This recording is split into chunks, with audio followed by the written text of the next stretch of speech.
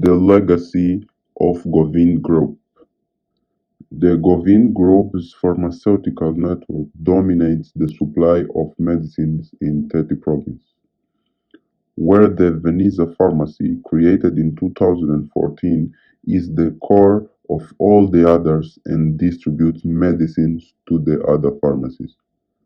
Carssane Pharmacy is located in the Filipe Samuel Magaya neighborhood. In addition to the second one, built by the group in 2001, is the Govind Pharmacy. The group also expanded to the several neighborhoods around the Tete city, namely Kanongola Pharmacy in Samora Machel neighborhood and Matundu Pharmacy in Matundu neighborhood.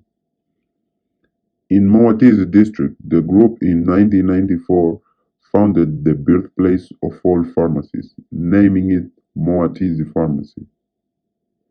The same happened in the Shingodzi neighborhood in 2013, when the group built the Zambezi Pharmacy in order to supply the demand for medicines.